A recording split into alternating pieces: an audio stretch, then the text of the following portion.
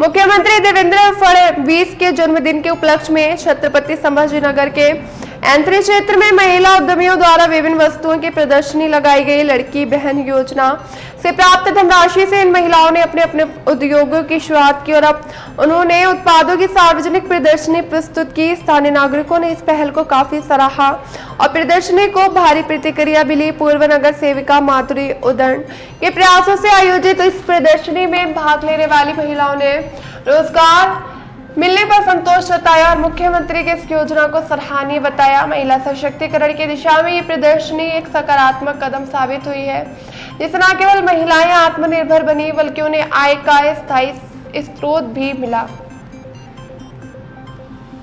Sambhajinagar okay काही काय सांगाल, आज इथं प्रदर्शन भरवण्यात आलेलं आहे, कशा निमित्त प्रदर्शन आहे आणि काय म्हणणं आहे तुमचं?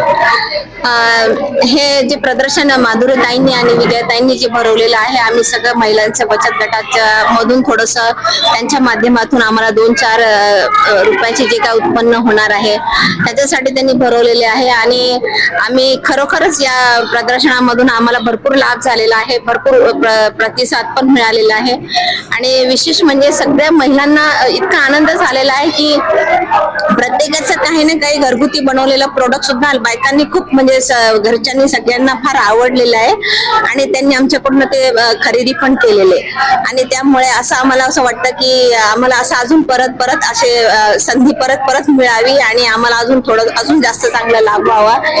देवेंद्र साहेबांच्या वाढदिवसानिमित्त पण आम्ही त्यांना अत्यंत सगळ्या महिला मंडळाकडनं मी धन्यवाद करते, विजयाताईंचा धन्यवाद करते, माधुरी पण धन्यवाद।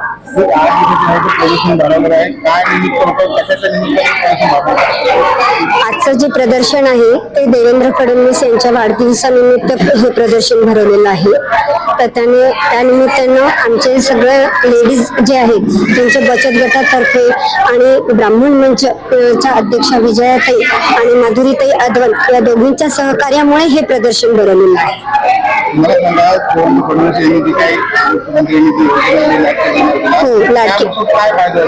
लाडकी बहीण योजना ही मुख्यमंत्र्यांनी जी योजना दिलेली आहे त्या योजनेमधून बऱ्याचशा महिलांनी जे पैसे जमा करून त्याच्यातून छोटे छोटे आपले घरगुती उत्पादन तयार केले आणि त्याच्यातून की विजयाताई आणि माधुरीताई यांच्या जे लोकांपर्यंत पोहोचले हे त्याच्यामध्ये त्यांचं जास्तीत जास्त सहकार्य झालं आणि त्याच्यातून खरेदी होऊन एक त्यांना घरगुती अजून एक डबल बिझनेस मिळाला।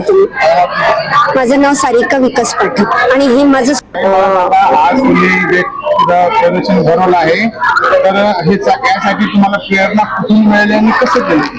म्हणजे ऍक्च्युअली आम्हाला आधीपासून म्हणजे प्रोडक्ट येत होते पण बाहेर कसं पडायचं हे लक्षात येत नव्हतं किंवा पैसा उपलब्ध होत नव्हता, तर मग लाडक्या बहिणीची योजना जी आहे त्यातून जे आम्हाला पैसे येत गेले मग तेच आम्ही हळूहळू याच्यात गुंतत गेलो आणि मग आता हा आमच्या मोठ्या प्रमाणात व्यवसाय सुरू झाला। मला सांगा, महिलांना 1500 रुपये काय अपेक्षा आहे की तुम्हाला आणखी 21 रुपये वाढ करून त्यानंतरही देखील फायदा होणार आहे तुम्हाला? होईल नक्कीच होईल। आणखी काय इच्छा आहे तुमची की ह्या प्रोडक्ट कुठपर्यंत पोहोचवायची? म्हणजे आम्हाला हे फार मोठ्या प्रमाणात मार्केटला आणायचंय, म्हणजे आमचा स्वतःचा ब्रँड असा तयार करायचा आहे आम्हाला, त्याच्यासाठी आम्हाला प्रेरणा। माझं वंदना देशमुख आणि माझी बहीण अर्चना झालटे आणि आमच्या गृहोद्योगाचं नाव आहे आदिशक्ती।